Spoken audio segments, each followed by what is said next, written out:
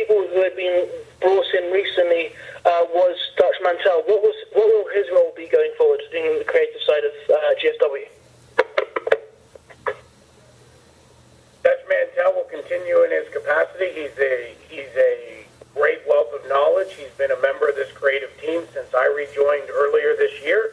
He was a member of this creative team when I joined in 2003, and he will be part of the creative team in the meetings, contributing and doing what Dutch does best, which is use his decades of knowledge to help us steer this company in a forward direction and be forward thinking while still being mindful of what's worked and not worked in the past.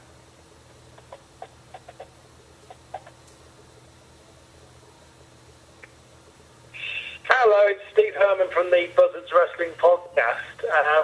Got a question for all you guys, twofold. I noticed today that it's 12 years today since the X Division triple threat between Samoa Joe and his star Christopher Daniels. For me, still probably the best ever match in Impact Wrestling history. Wondered if you agreed. If you don't, what do you think is? And also, are you confident that not just the X Division, which has been a staple for Impact and for Global Force Wrestling now, are you confident that you can get back to those levels going forward? Hey, this is Sonjay. I tend to agree with the general consensus that's been one of the greatest matches of the history of this company. It showcased a different style of wrestling, and like you said, 12 years ago, they and everybody else in the X Division were doing that type of wrestling that now is, it's caught fire on the independent scene and beyond. And I think that now we have a great chance to kind of capitalize on the popularity of that style of wrestling nowadays. Yeah, and this is Scott.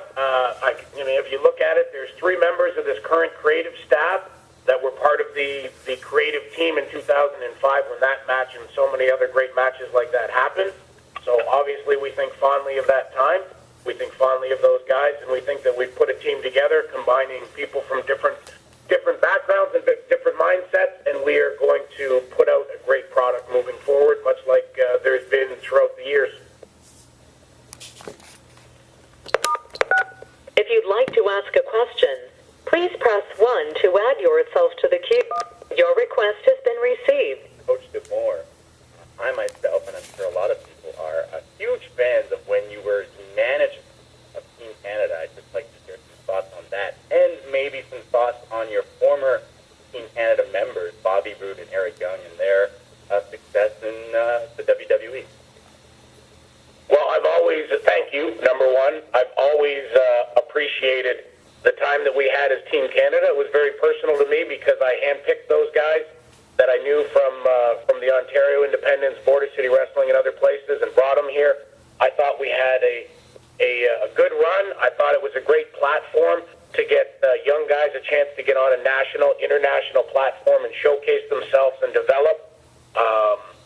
It was one of the favorite times of my career. We all still remain friends to these days. I was just chatting with both Bobby and EY the other day because they were in Ontario doing NXT shows, and I think that both those guys deserve all the success that they've had, that they continue to get, and I wish them all the best in the future because as great a talents as they are, they're even better human beings, and as much as I've enjoyed working with them, I value their friendship even so much more because anyone who's ever interacted with them, and really all the members of Team Canada, it was just a good group of good people. So I think Bobby Roode, God bless him, go there, take over the world, and EY's going to be right behind him.